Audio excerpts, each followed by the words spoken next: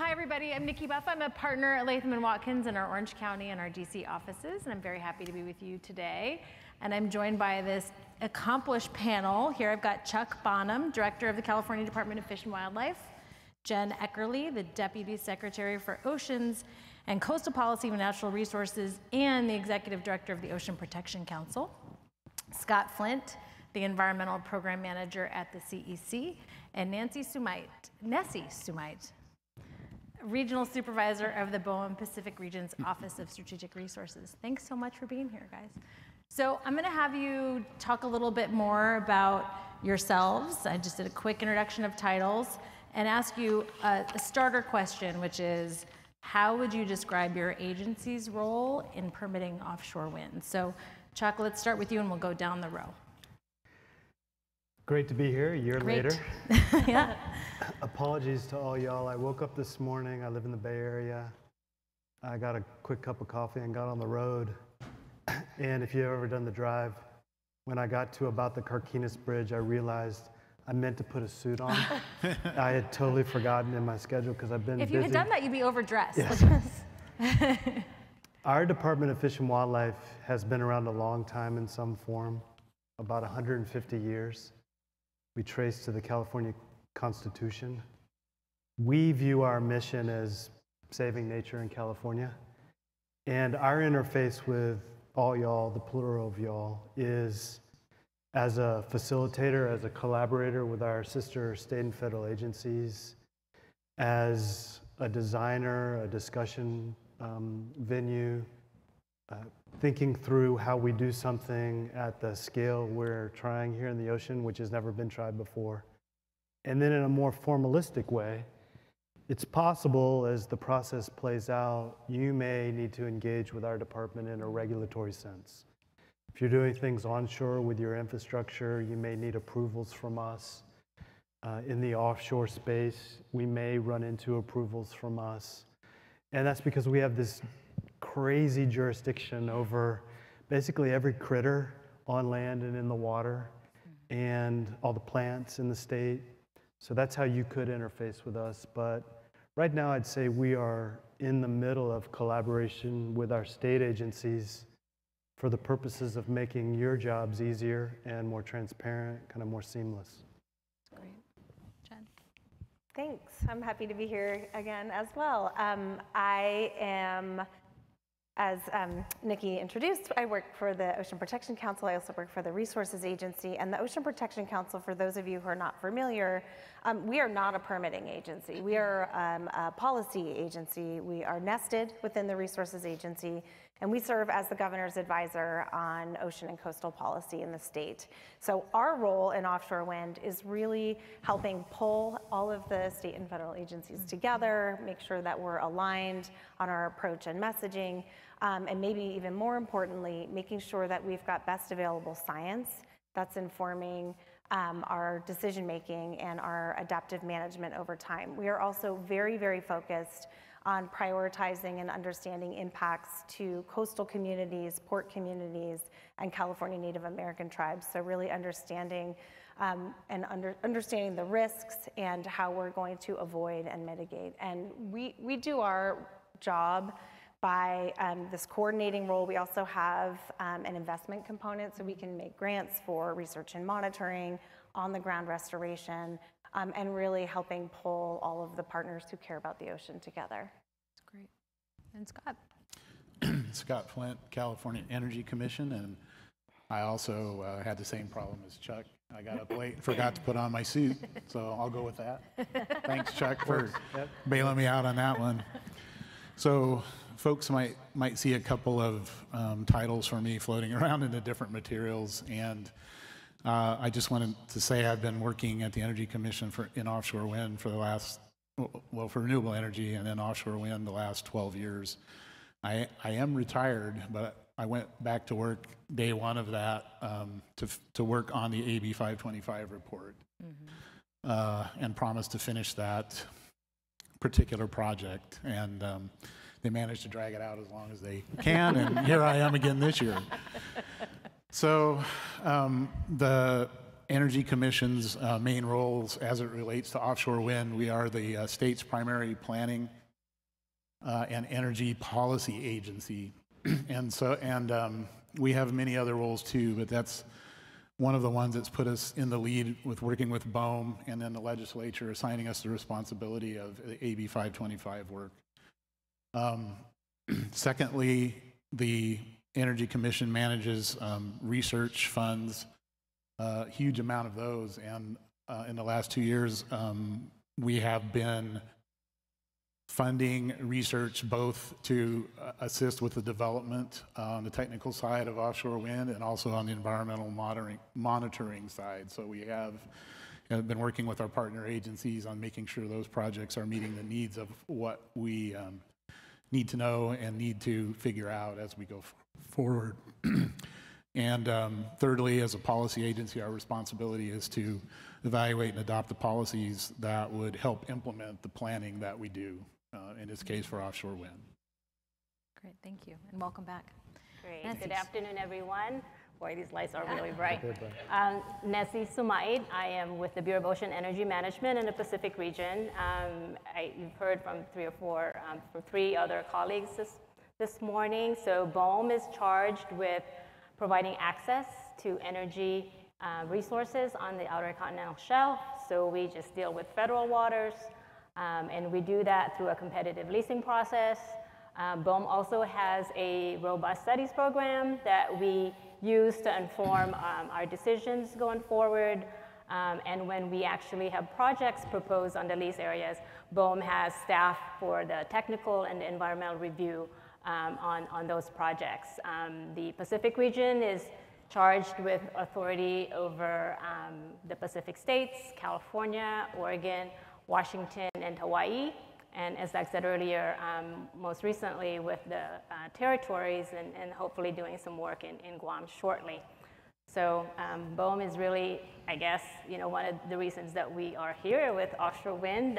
So point the fingers at, we do put out lease areas and we ask for comments, and it's just great to see a lot of people here, very diverse audience, which is gonna help to make our floating offshore wind here in California more of a success going forward, I think. Great. So Necy, I think it's appropriate that my first question is for you.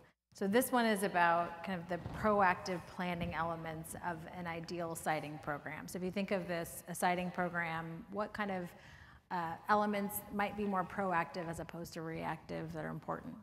Okay, well, I think, proactive, and I'll do it with like before lease and after a lease, right? So BOEM, stakeholder engagement, tribal engagement is the cornerstone of our process, right? So, the tools of engagement is to be proactive. Like in the Pacific, we started even before the first step of the process, which is a call. So we started engagement in partnership with our states. We do that through the Intergovernmental Renewable Energy Task Force, public webinars, one-on-one conversations going forward to inform the lease areas and the identification of the lease areas. When there's a lessee, then now you know who is going to be developing the projects. So the engagement continues, and we do that by putting in stipulations, requirements for the lessees to engage with multiple partners and to put together very specific communication plans. And so that engagement process, I think, is key to siting projects. I think data, the panel before us talked about the importance of data. BOEM will use available data to delineate lease areas. Then what happens next is that we shift the data gathering to the lessees, right? They're gonna need to do some site assessment, site characterization to inform the COP. So it's a continuous data gathering effort going forward, and the COPs, the construction operations plan that lessees will have to submit to us, which contains the proposed project, will have to also be accompanied with environmental information and more baselining and more studies that the lessees will have to put forward. So it's a continuous data gathering process through the process. And that's data transparency is also, I think, a good siting element to consider. We tried, the data that we use in our decisions are all in data portals that are publicly accessible. Obviously the decisions we make, which is like, for instance, the identification of the wind energy area, we put out our decision memo, which is the basis of the decisions going forward. So it provides a feedback loop to the engagement that we do before and during the process. Great.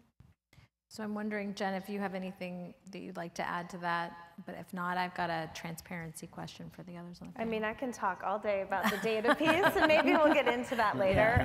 But I would put a finer point on the importance of community engagement and really building the trust and the relationships. And we've never done this before in California. It's new. I think it's really important to acknowledge that it is causing fear or uncertainty, and that's okay. We don't need to pretend that that's not something that's out there, and we just need to listen and make ourselves available and then talk about how we're going to address that uncertainty. And I think that's a really key point in why we need monitoring and a research and ongoing monitoring program.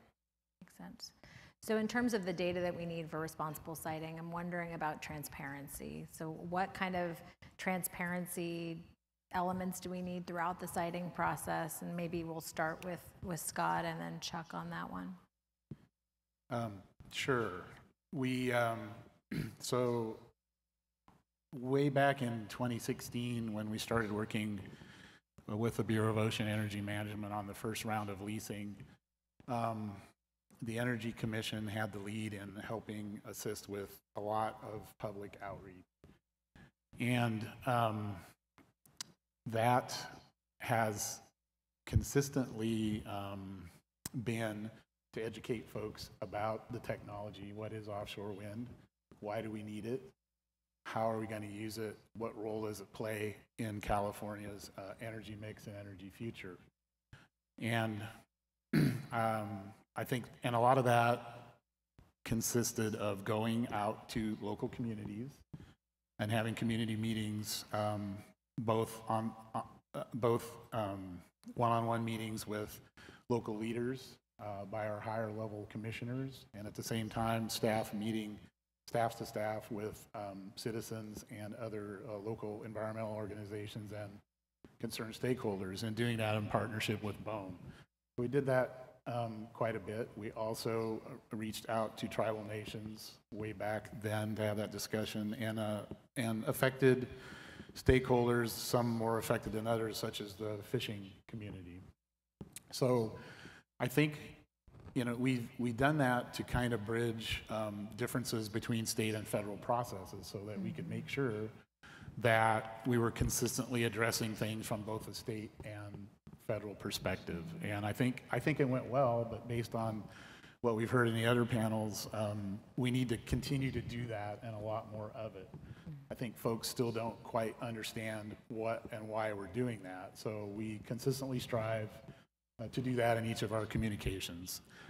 So that is an effort to make things transparent. Our planning effort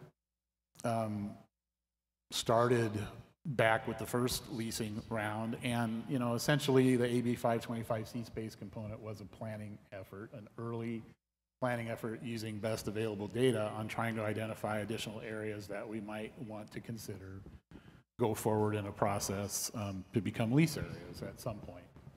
And so in developing that, we have a process of data collection and data vetting, both with scientists and science panels, but these things are open to the public. And then we have a second round of meetings specifically with the public to vet that data again, get recommendations on input, let people know how we would use it, why, how good it is, how we use it in a process, and what other types of data that we need to get. So those related to data and the work we're doing, I think those are two things that we've done well but continue to need to do. And we need to continue as we go through that to examine the process we're using to do that and refine that process so that we can be more effective at that communication. I would take this question about transparency and information and connect it to the first question about proactive. I can't tell who's in the audience because of the lights, Some of you I may know, others not. Early, come early. If it's to us at our department, my door's wide open. Come introduce yourself. Let's get to know each other. Maybe more importantly, not as if you need a reason. A lot of our Marine staff are in Santa Barbara. I can connect you with our director of our Marine programs. Go to Santa Barbara, introduce yourself. The reason is relationships are what make a difference when we get down to the hard decision making. That's going to be true on information gathering. It might be the case we need you working with all of us to get information, and the actual process of getting information triggers an approval from us. We have a set of laws around scientific collection in the ocean when you're interfacing with other species that we have jurisdiction over. So early, why? I think I would also recommend, particularly in the data space, you come with an awareness of who you're meeting in the discussion. Our department is in the middle of an evolutionary change where we're opening our own decision-making to our partners in sovereign nations for co-management purposes. So that you've gone and started the relationship building too will matter when you come to us. And it's also the case, we've learned a valuable lesson on our end at the department, which I think is transferable for your awareness. We helped designate and manage the now existing marine protected network off our shore. For 7 years, 8 years, in the build-up through designation, there was a lot of healthy argument, sometimes unhealthy, on who thought what about which information in science. Last year, we just completed a 10-year review of the whole network. We did it in an open source kind of data, open-driven way. We had countless workshops and symposiums with all communities. And go figure, it works. We see more fish of certain species within the network growing at a bigger scale. This hasn't entirely changed the mind of some of our components of our commercial fishing sector, but we're at least talking about science we're doing right now with them, and we're not leaving it to conjecture. I think that's part of the experience ahead for you. And on that front, one last plug on awareness. I know you know this, but for those that also make a hard working living on the seas, catching things for our dinner plate, their world has dramatically changed. They see climate disruption daily. You're trying to solve for climate disruption by bringing renewable energy on the grid. Their ability to fish for what their fathers and mothers fish for is not the same. Second year in a row, we're not letting them fish for salmon in our ocean. That's their mental state when you're engaging them. And I would ask you to come with some humbleness and awareness of their lived struggle. And we're saying the same to them, Mike included, who was on the panel before, when they're engaging with you. So I think that runs into the data space kind of writ large, the awareness, the earliness, the openness to the relationship building. So Jenn, I mean, we heard Chuck talk about the 10-year review process that CDFW undertook, and I'm wondering if there's other kind of data gathering that agencies can be doing right now before construction's beginning. Yes, I mean, we are working really closely. I think you've heard throughout the day that the state agencies are working very closely as a whole on the collaboration on this work, but also specifically on completion of the AB 525 strategic plan. So there's been a lot of discussions about the needs as it relates to data collection and the way that we're looking at this. So from Ocean Protection Council's perspective, we're really thinking about, okay, how do we understand the baseline environment and how do we understand change over time through these various phases, construction, operation. And so, you know, I can sit here with my science hat on, but I also need to think about Chuck at State Lands and the Coastal Commission and the Department of Fish and Wildlife, who actually need this data to make decisions about permitting, about adaptive management, about how we're going to adapt over time. And so I think thinking about that holistically for the state has been a real priority for us. I'm also very focused on how do we knit together all of the efforts that are happening across the state. So you just heard this incredible announcement, this coalition of institutions along the West Coast. Ocean Protection Council has made some investments in developing an environmental monitoring guidance that's supposed to be the framework for looking at the impacts for marine mammals and turtles and birds and bats, what you heard on the last panel. But there's also going to be data collection and monitoring required by the lessees, and there's going to be data collection and monitoring by our federal partners. And so how do we knit all of that work and all of that incredible brain trust together to build a comprehensive environmental monitoring and adaptive management program that will address the uncertainties and make sure that we can adapt over time? It's a challenge for sure. We're committed. Yep. Okay, so speaking of challenges, can we think through what are some of the biggest challenges associated with identifying additional sea space for offshore wind? And I think I want to direct this question first to Necy.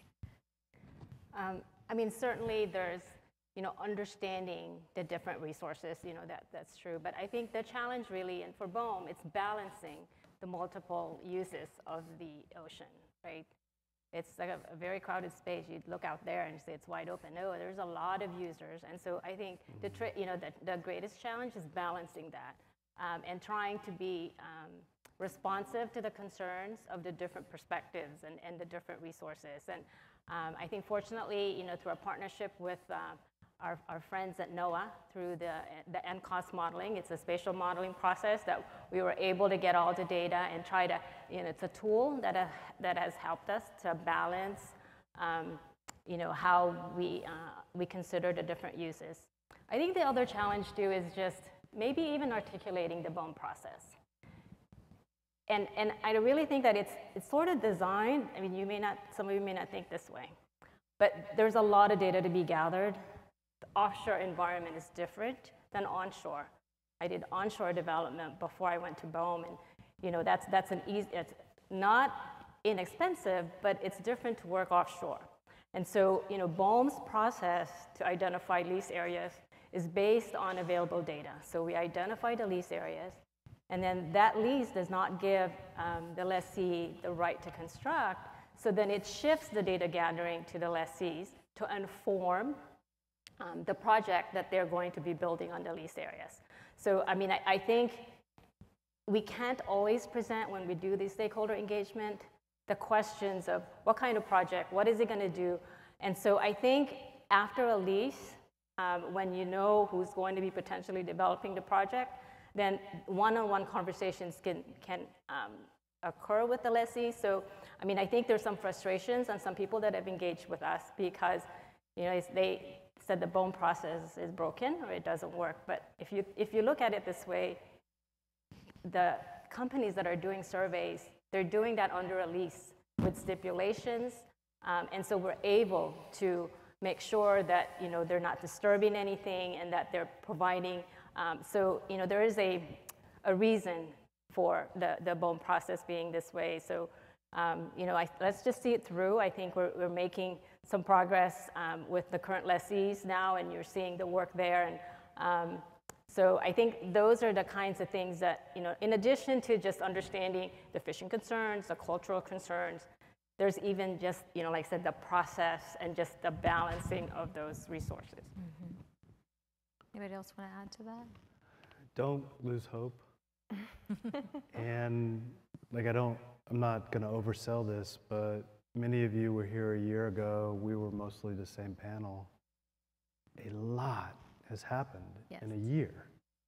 I was reflecting with Adam backstage a moment ago, and pick big components of this: ports, figuring out transmission, better and regular engagement in the tribal nation world.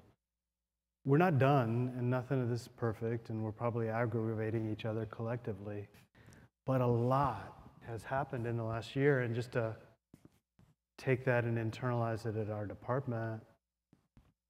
And of course, this is a little challenging to mention given where we are in our kind of state budget dynamic. But for us at our department, in just the last 2 fiscal years with Governor Newsom's leadership, the legislature, seeing this workload that's in the room, we've brought on board 16 full-time positions to deal with Endangered Species Act issues, which may run to your portfolios. We brought on board 37 permanent positions to deal with all things renewable energy. We have 4 specific positions dedicated to offshore wind. Part of the challenge is the person capital needed amongst all of ourselves to do this work. In the last year, the governor has gone out a year ago and produced an infrastructure package, some of which may be available to you now. There's this crazy thing called fully protected species. Our legislature, pre-Endangered Species Act, put 37 animals on a you can't even look at them for fear of hurting them list. We now have the ability to permit when we historically have been unable to, and you arguably faced a strict liability kind of standard. So a lot has happened in the last year. We can do this. We need to do it with the next panel, which are our tribal leaders, but we can do this. So that leads me to another question. So a lot has happened in the last year. One of those things, AB 525, we know a little bit more now about coordinated agency permitting, so I'm wondering if we could talk a little bit about that. Maybe Scott, we could start with you, kind of the thing that's keeping you from retirement. So I hope people realize I was like trying to make a joke when I said that earlier. This has been a wonderful project to work on, exciting, cutting edge, and continues to be. So I didn't really mean what I said. We'll forgive you. And it was nobody twisted my arm. I offered to stay here to finish working on this particular project. But that being said, I think one thing I was just thinking was going through the 525 process before I get to the permitting part is one thing we learned is we know a little bit, and we don't even know what we don't know. So we have one of the challenges for identifying additional sea space going forward is we have some areas of focus. We know what we're going to encounter when we go there. That's what we got out of the report, and that 525 sea space, that helps us focus a bit on what we need to do to further analyze those areas going forward. So that's where we are, and all that's happened in the last year. At the same time, we already have all kinds of research going on to fill those data gaps, so that's pretty encouraging. From the permitting front, I think you've heard several other panels talk about that today, and I think the things that we need to do, based on my experience and years of permitting and working on these big projects, including the Desert Renewable Energy Conservation Plan, is that we're doing the things we need to do. They're just not necessarily daylighting yet for everyone. So we talk about it, certain group of folks know that we're doing it, but the agencies are coordinating really well. The leadership is engaged. The staff is engaged. Those are things that need to happen to have a successful permitting program or anything really work.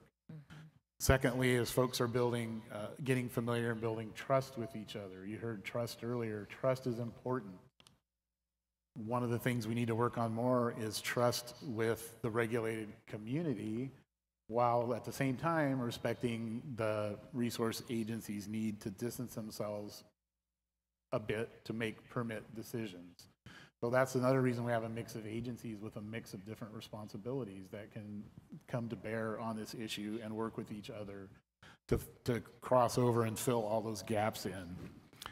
I think one thing that's critical, whatever framework we come up with, the report talks about a couple of frameworks, the Renewable Energy Action Team being one example that we've gone through today. That worked really well in the desert, and within a year we did permit about 8 gigawatts of solar thermal. So this does work. you need to be dedicated to it. You need leadership at every level, including the staff. And you need to empower your staff to lead that and make certain decisions within their purview for the department. So there has to be trust between the upper management and the working staff, even within the agencies, to do that. And be clear on the expectations and the line of what they can decide and what they can't decide, because they're going to be out there doing that every day. We talked about the ability to elevate issues is critical, but they're going to have to make some decisions on the way, or the thing's not going to move any faster than we move now. Yeah. So that's a very critical piece that folks need to understand, and it's a lesson learned from the projects that we've worked on, that I worked on over 35 years of my career in the state. Yeah, with Scott, I've lived through an exponential build out of renewable on land. And there's a way in which you can get to a punch list culture that is with frequency and regularity, with all levels of right decision making, tracking the problems and resolving them. And a benefit we have, and I've seen both versions of this, is our leadership on both the state and federal front to the very tip top is aligned. That's good for you, it's healthy for us. But we would ask that you come with a similar mentality when we get there. What's the punch list? We can all be culpable. We all often are contributing to the dispute. Acknowledge it. You know, it's kind of like therapy. You got to listen. You got to accept what the other's living. You put it on a schedule. You get it worked out, and you keep moving to the next. And that's doable here, I think. I love that. Anything else on AB 525? Because that's triggering another question. I thought you were just going to say it's triggering. It is triggering. It is triggering too. So, speaking of therapy, right? So you got you have 5 leaseholders. They're already knocking on your doors. They will be continuing to knock on your doors. People that work for them are going to knock on your doors. What advice do you have for them? I hear you say, you know, trust, develop that punch list. It's also, you've got culpability too, but what else? Maybe we'll start with Jenn. Yeah, I'll start recognizing I don't have a permitting role at all, but they're still knocking on your door. They are still knocking on my door. I think it's really important. I know that there's you know, individual priorities for each of the lessees, but to the extent that there can be a coordinated approach, alignment on approach, or methodologies, so that we can be consistent where it makes sense. Where we can leverage resources and monitoring or surveys, those types of things, I think that will be really important. I also think there is an opportunity for partnership in the communication and the engagement and the outreach, right? We know that tribal governments and tribal communities and coastal communities are already completely over capacity. We aren't providing resources to engage. So to the extent that we can take responsibility in coordinating some of our outreach and our messaging and being aligned in that way, I think it will go a long way in making sure that we're being consistent and we're providing clear opportunities for engagement and providing feedback. Good advice. Necy, what advice? Sure. I think that, you know, the 5 lessees, BOEM appreciates your diligence, and I think the relationship has been great. And just know that BOEM's door is always open. We want you to be successful. If there are issues, if there are clarifications, please come to us. And then I also say that I think take advantage of this engagement, and for, I know we ask for specific communications plan, but we ask also you engage with a broad group of, not only the tribal nations, but also the different stakeholders to inform the COPs that you are going to be proposing to us. And I think to the parties that the lessees are engaging, I think you should also try and take this opportunity to put your concerns, register your concerns with the lessees. I think they're really trying to address those. They may not be able to address all of them, but this is an opportunity to engage so that when we receive construction and operations plan, they're well informed, right? With the tribal nations, talk to them about their resources, and like Mike said in the earlier, pick their brains, the fishing and the tribal. So I think, don't be, and I'm speaking for the lessees, to just, don't be shy, like have these conversations with them, because now, whereas before, in the before lease, BOEM can't really speak as to what those projects are because we don't know. Now we have the faces of those that are going to be developing the projects. So I think there could be one-on-one conversations to be able to voice the concerns. Lessees can consider them and put them, consider them as they develop projects. And there won't always be agreement, but I think to have informed consent is good. And for those that are being engaged, just because you engage with the lessees, I don't think that's necessarily saying you're supporting them. I think you're voicing your concern. So I just encourage both the lessees and those that are being engaged to just really work together. I mean, that is what we hope these communications plan and engagement plans would accomplish in between a lease and a construction operations plan. Did you have anything else? I just wanted to add, I started earlier talking about what the role that CEC had in early planning and outreach, and I think some of those folks, lessees, have to recognize that some of those responsibilities have been passed to you now for having that outreach. So take it seriously, use it to educate, be straight with people when you talk to them about things, and practice active listening. You probably should be talking way less than you're listening in every meeting that you go to, as a rule of thumb. So some of those have been passed to you, and please take that engagement seriously. The agencies can help you with that. Don't hesitate to ask. What about you, Chuck? California is like no other place. And my hope is you actually lean into that. 5th biggest economy in the world. What we're endeavoring to do in the ocean, I think, will help change the world for the better. We have more types of animals and plants than all the other states combined. We have this amazing diversity in our population across 40 million people. It's the tapestry that just makes it outstanding. Same is true with our tribal nations. We have more diversity in kind of the Native American space than all the other parts of these United States. Lean into it, because I think what you're seeking to do, we want to be involved in, it can thrive. And it's going to happen in the middle of the California current. If you poll Californians, the ocean is like a nonpartisan issue. People love it. And off our shore is this thing that, this upwelling of nutrients and cold water that small fish or big fish preying on, majestic marine mammals, birds. It's just phenomenal. It's one of the most productive marine environments on the planet. And you're going to live in it. You're going to operate in it. Let's lean into that, because I think we can actually do this. It might feel like it's a long way away, but we can do it.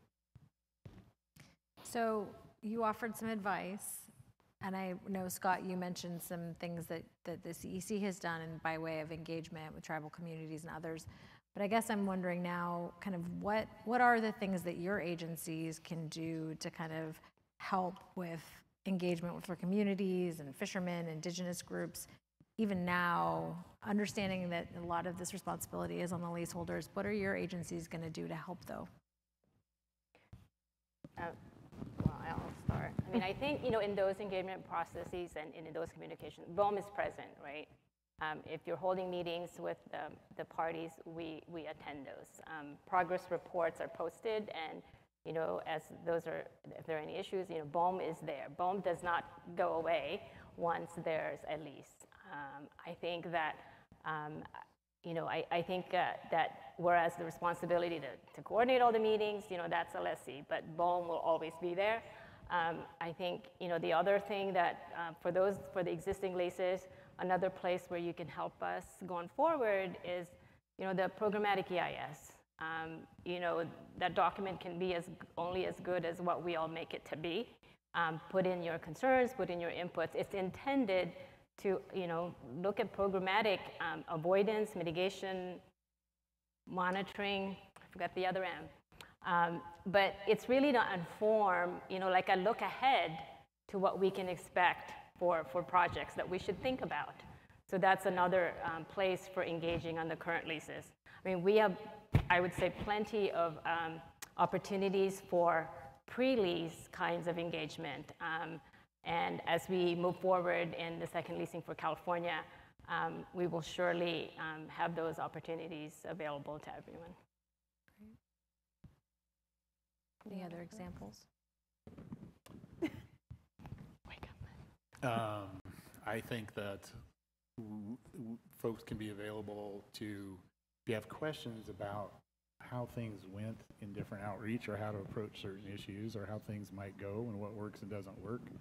I think specifically the agencies can help you with that. I also think there are important things that we do that we could give you information or participate to help explain those things better. Mm-hmm. One thing that seems to get lost, and I do this every time I go too, is we jump right over.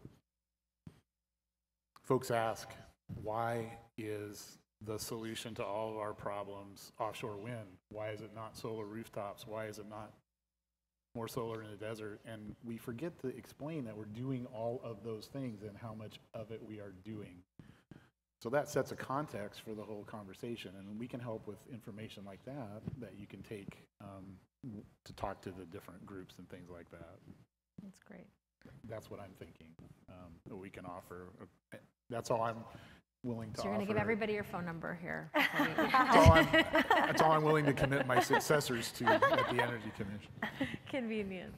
Okay, we're starting to get some questions from the audience. We have a few minutes left here, so let's get to the first one.